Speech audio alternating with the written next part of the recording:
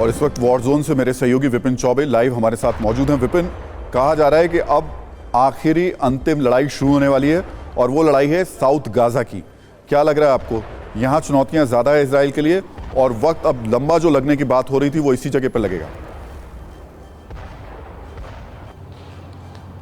देखिए, नेतन्याहू ने साफ कहा है कि हमारा लक्ष्य है हमास के लड़ाकों को खत्म करना और आज की तारीख में आप जानते हैं कि नॉर्थ गाजा पर लगभग 70 से 80% तक कब्जा किया जा चुका है।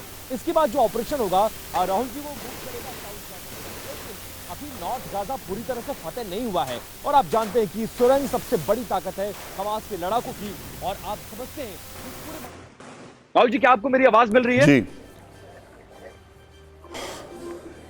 विपिन, थोड़ी आवाज की दिक्कत आ रही है। एक बार अगर फिर से हम इसी सवाल पर आपके पास में आऊं, आपको लग रहा है कि नॉर्थ गाजा से ज्यादा चुनौतियां साउथ गाजा में देखने को मिलेंगी इजराइल को?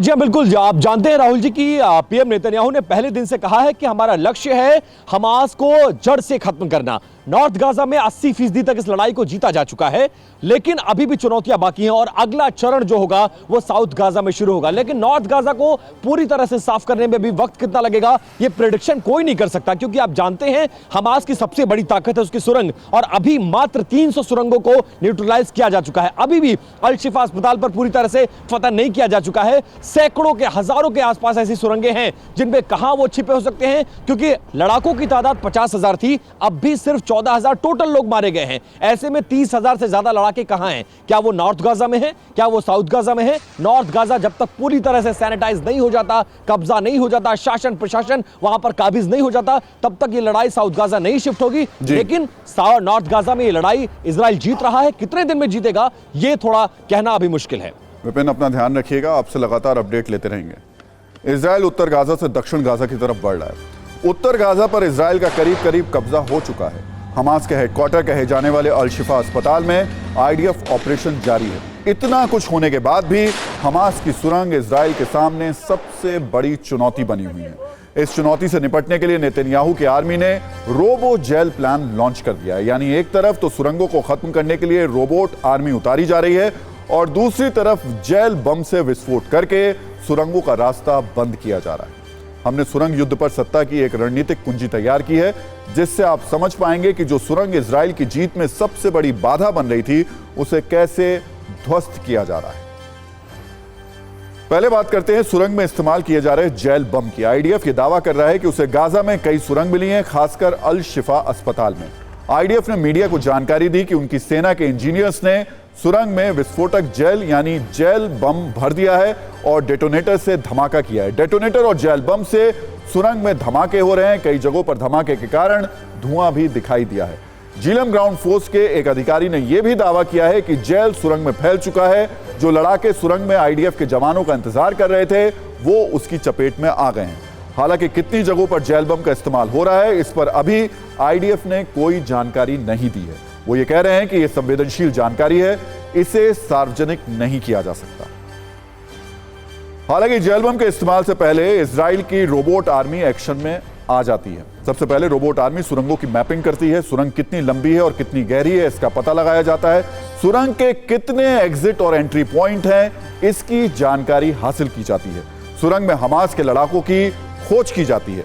सुरंग में विस्फोटकों की मात्रा कितनी है यह जानकारी भी हासिल की जाती है। इतना कुछ होने के बाद जेल बम और डेटोनेटर से धमाका किया जाता है और इसके बाद हमास का सुरंग वाला बंकर ध्वस्त हो जाता है। अगर कोई ऐसी सुरंग या बंकर में मौजूद होता है तो वो जिंदा ही उसमें दफन हो जाता है। रोबोट मैपिंग और जेल बम से फायदा यह होता है कि सुरंग में जवानों को उतारने की नौबत नहीं आती है। हमास के लड़ाकों के साथ आमने सामने का एनकाउंटर नहीं होता है। आईडीएफ के जवानों की जान सुरक्षित रहती है। सुरंग के जरिए इजराइल को युद्ध में हराने की हमास की रणनीति इसी वजह से फेल हो रही है। अब आपके मन में यह सवाल हुआ कि सुरंगों पर आईडीएफ को इतनी सटीक जानकारी मिल कहां से रही है, तो आपको बता दें यह काम खुद हमास के लड़ाके कर रहे हैं। दरअसल उत्तरी गाजा में ग्राउंड ऑपरेशन के दौरान इजरायली आर्मी ने बड़ी संख्या में हमास के लड़ाकों को गिरफ्तार किया है। ये लड़ाके ही एक एक सुरंग की डिटेल आईडीएफ को दे रहे हैं, जिससे आईडीएफ इन सुरंगों को समतल कर रहा है, मिट्टी में मिला रहा है। हालांकि रोबोट मैपिंग और जेल विस्फोट के अलावा इजराइल सुरंगों से निपटने के लिए एक और एक्शन प्लान पर काम कर रहा है। क्या है वो प्लान, ये आपको बताएं उससे पहले हमास की सुरंगों पर ग्राउंड रिपोर्ट वाली एक रील देख लीजिए।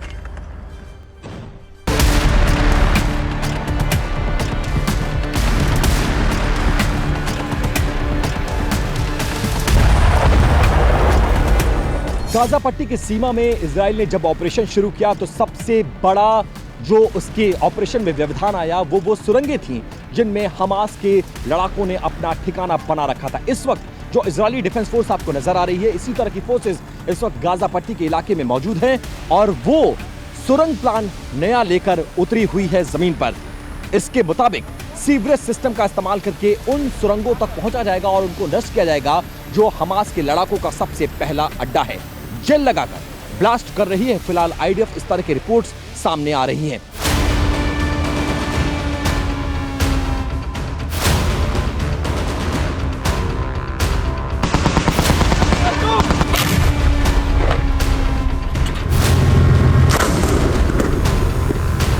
We found a command and control center, military communications, coded equipment. We found bombs. We found weapons. And we also found terror tunnels in the hospital compound.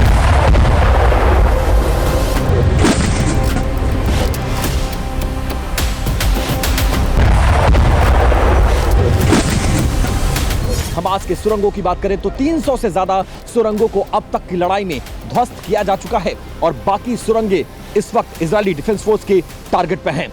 Israeli defence force के सामने सबसे बड़ी चुनौती उन सुरंगों तक पहुंचना था, कमांड एंड कंट्रोल सेंटर्स को ध्वस्त करना था जो हमास की सबसे बड़ी ताकत थी। इजराइल उसी ताकत से जूझते हुए अब आगे की तरफ बढ़ रही है और एक एक करके सुरंगों को नष्ट करते हुए सुरंगों के लिए नया प्लान लेकर फिलहाल गाजा पट्टी के इस युद्ध के मैदान में इजरायली डिफेंस फोर्स उतरती हुई नजर आई है।